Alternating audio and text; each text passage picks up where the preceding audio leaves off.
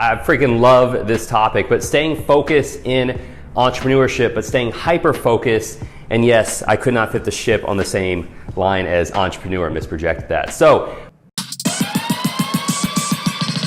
we're gonna get into all the different ways you can stay hyper-focused as an entrepreneur, because the reality is, if you are in business, odds are that you get maybe distracted by certain things and it kind of throws you off the path, and then all of a sudden you feel like, man, I'm not seeing the traction I thought I should be, or would be, or could be, and you're trying to dissect why that is. You're trying to think like, the thing I have is broken, maybe I should have done this other thing, maybe I should abandon this and do this other thing, and all these different questions cross your mind. So I'm gonna get into how to stay hyper-focused as an entrepreneur so you can stay in the game longer, right?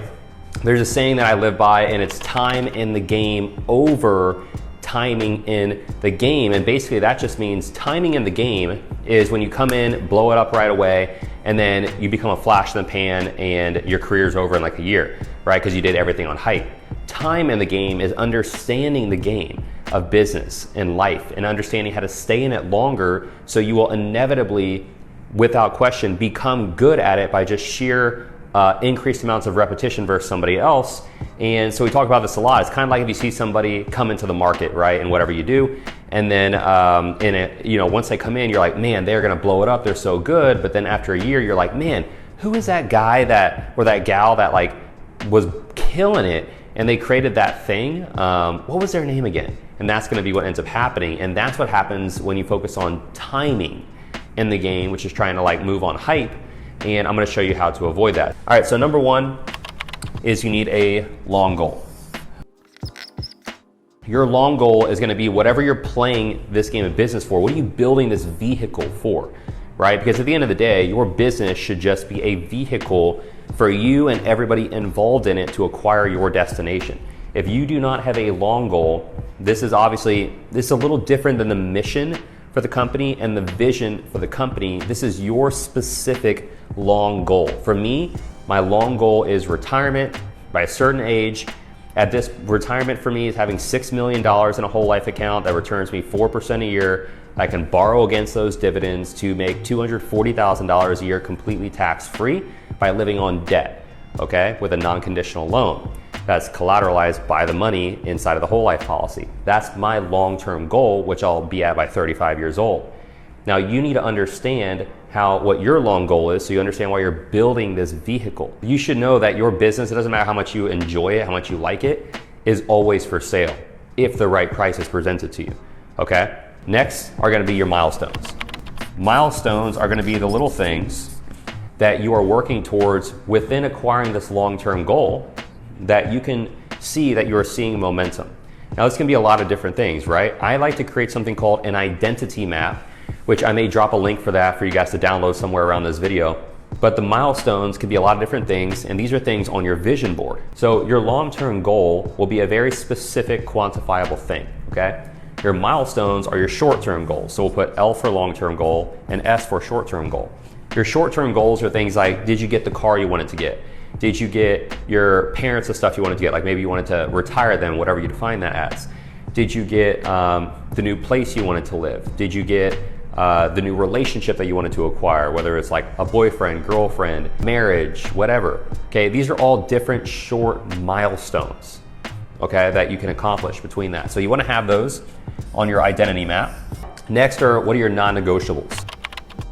The reason you wanna have this is because if you are staying hyper-focused in entrepreneurship, the easiest way to do that is to understand your business is not your baby, okay? Your business is a souped-up vehicle that you're using to acquire a destination, okay? Once you do that, you'll release a lot of emotional attachment to the business and start approaching business as a business. That's why you're making these decisions, because they are easy for you to make because they're in alignment with the long-term goal. Okay, these milestones happen as a byproduct of your pursuit of this long-term goal. Okay, it's nice to have them written down. That's why you have a vision board. Non-negotiables are going to be the things that you absolutely do in your daily activity, no matter what, in order to accomplish what's going to be your long-term goal. Okay, it is so important to have non-negotiables.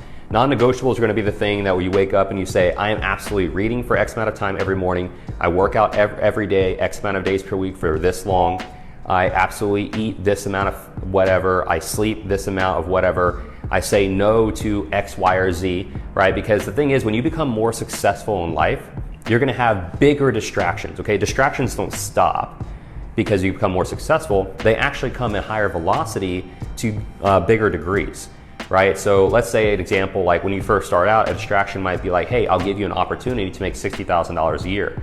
That could be a distraction maybe if you're starting out as a sales rep and you're not very good yet. Those could distract you from the long-term goal and your milestones if you don't have non-negotiables. See how that works? Reverse engineer that.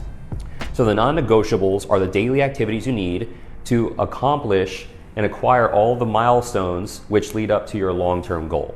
Okay, this is how you reverse engineer your identity, which is why I refer to this as an identity map. Okay, so affirmation reinforcement for your mental headspace. This is so important because if you are not prepared on how to make decisions and how to feel in the face of adversity, it does not matter how strong your game plan is, it does not matter how skilled you are, you will fail without question. Adversity is what separates, I hate to use this term because it feels derogatory, but boys from the men. How you handle adversity will really define you. And the reason why is because if you cannot handle adversity in this vehicle, you gotta know when to shoot the damn thing.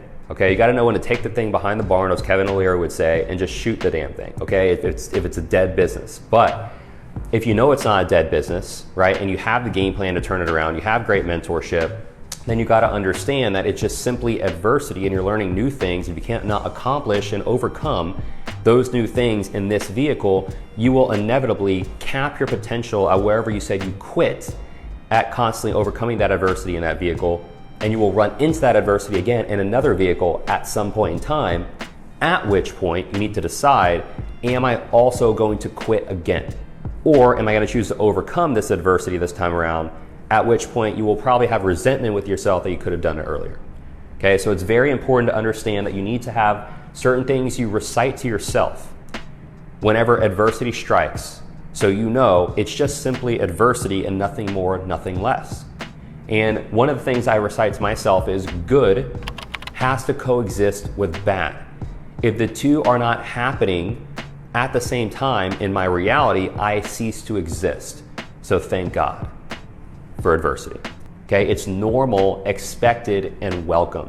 Okay, it's just testing you. It's the universe testing you to see if you really want it.